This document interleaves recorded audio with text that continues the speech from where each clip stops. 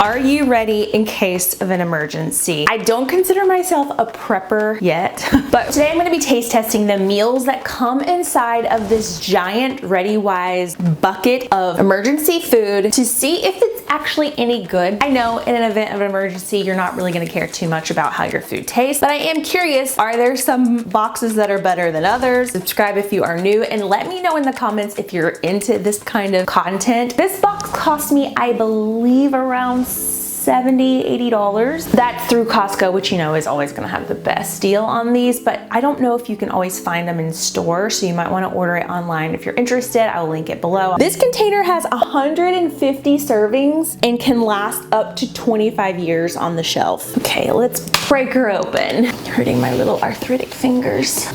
In case of an emergency, have some mussels available because you might need them.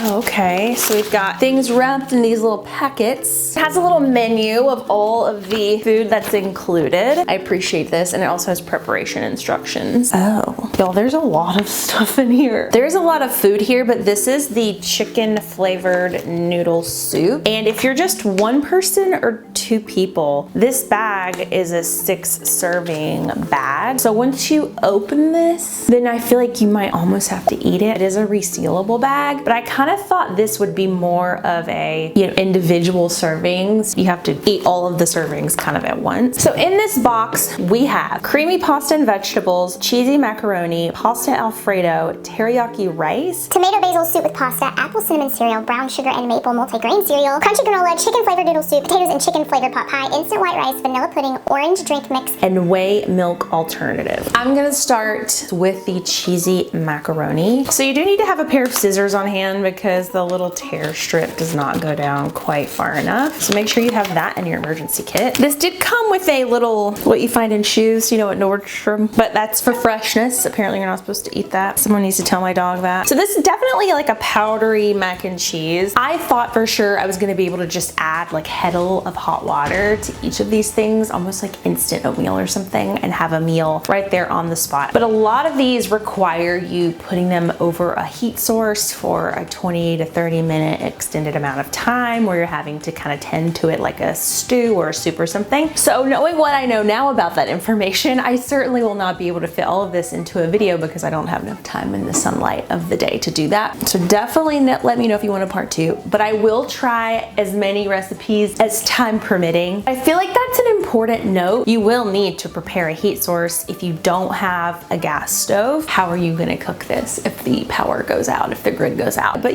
this is why I like doing videos like this, because we learn together. Let's start with the macaroni and cheese. It kind of looked like boxed macaroni and cheese, like Kraft, which is honestly my cup of tea, so I'm kind of excited. Let's dive in. I'm not gonna dirty up another spoon because in case of an emergency, you don't have time or resources to be washing dishes. Cheers. Guys, it's boxed mac and cheese. It doesn't have a lot of flavor to it, which obviously you could just add with salt and pepper. This is exactly what you would expect from boxed mac and cheese. I saw someone review this online and say that the texture was weird. Those people haven't had Kraft in a while, and it shows. This is good. If you would have put this in front of me with a meal, I would never know that it came out of an emergency meal box. I would never in a million years. It just tastes like standard macaroni and cheese. Next on the menu is the potato and chicken flavored pot pie. So it's basically like a pot pie filling. It smells better than anything I've made in a really long time from scratch. It's very creamy, thick, hearty looking. Let's try it. This is actually maybe a 7.5 out of 10 in deliciousness. There's a lot of good chicken flavor in here. Oh, I bet this would be good if you had boiled it in chicken broth instead of water also. It's got vegetables, carrots, peas. Again, could use a little salt and pepper, so make sure you have it on hand. I'm gonna go in for another bite. Ha.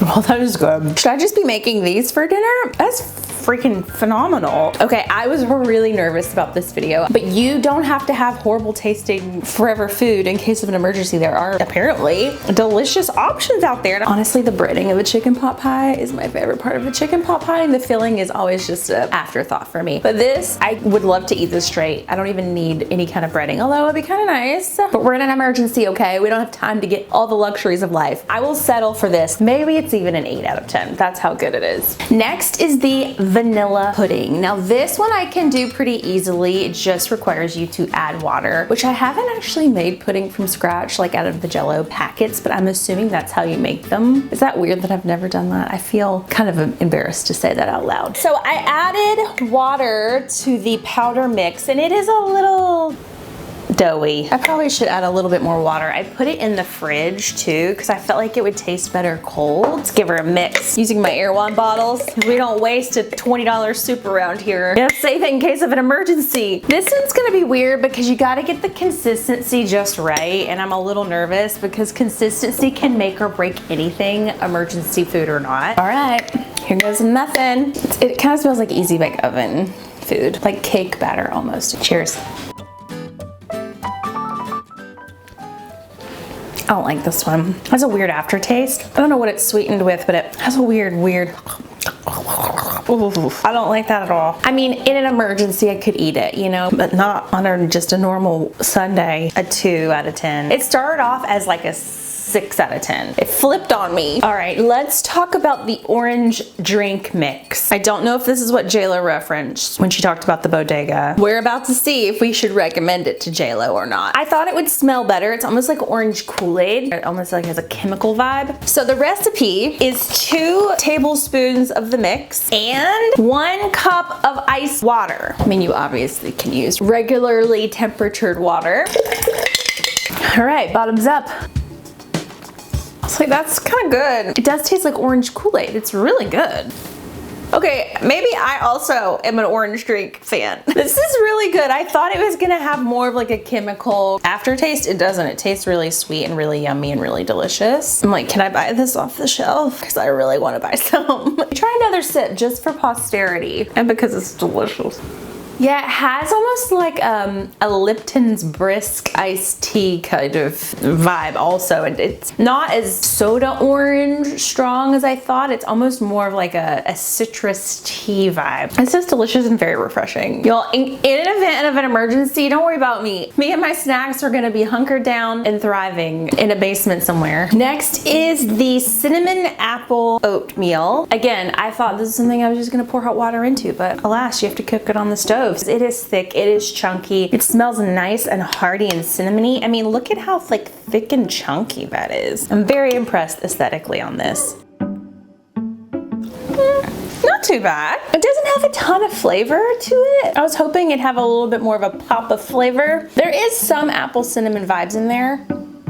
Not bad. I think I'm cool with that. I think I could have that every day for a short time and not be sad about it. I almost feel like it needs salt. Is that a weird thing to say about a sweet breakfast? It has this almost like a little too sweetish, but not enough savory. I don't know. There's something about it that needs a little extra. However, in an emergency, absolutely yes. It's way better than instant oatmeal. It's a lot fluffier. I feel like I've had worse at like a hotel complimentary breakfast buffet. You know what I mean? I'm like, did they pull that out of an emergency disaster box from like 20 years ago? But this is 75% better than that. So it's still very good. So I only got through about maybe half of this box and I'm full of dishes. So if you like this video and you want to see a part 2, let me know. I'm actually excited to explore this more. So far, if I was going to grade this Readywise Costco emergency supply, I would probably give it an A-. The thing that I love about a pre-packaged box like this is when you are in an emergency situation, you don't have to think about recipes. You don't have to think about seasonings and coming up with ideas of what to cook. It's already there for you. I mean, you do have to put it on a stove top and cook it in a pot and use up water and things like that. But in terms of you have a bag of beans and a bag of rice and you're the one that has to make it delicious when there's no power or there's no air conditioning, it's hot, or you know, you're in the elements, it's a little bit harder to come up with something that you're going to love that is delicious in that kind of environment versus just having this on hand. It's already done for you. There's also a lot of variety in here. I didn't realize there would be so many different types of things. I don't think this box comes with all of the things that are listed on this little preparation instruction sheet, but a lot of it is here. You'll never get bored. I feel like with all the different savories and sweets and textures, there's a lot here that will keep bit interesting and make it feel less like not a great situation. I think if you're gonna do this, you need to have a backup generator. You need to have some sort of stovetop situation that you can plug in. You need a pan and enough water, extra water, to not only cook your food in, but also wash your dishes in, because that's something I wasn't really accounting for in my own water storage journey over there. I will list everything that I have purchased that I'm stocking up on down in the comments below. Let me know if you're also doing the same, or if I'm late to the game and you already have your stash ready to go and you have any recommendations. Don't forget to subscribe if you are new, or if you're not new, subscribe if you haven't. Oh, also, I'm stocking up on these so good freeze-dried sour bites. They're candy, but it's freeze-dried, and they're so stinking delicious. And they're freeze-dried, so they last a very long time. So these are for sure going in my emergency bin. So I'll link these below too, because I can't be gatekeeping these.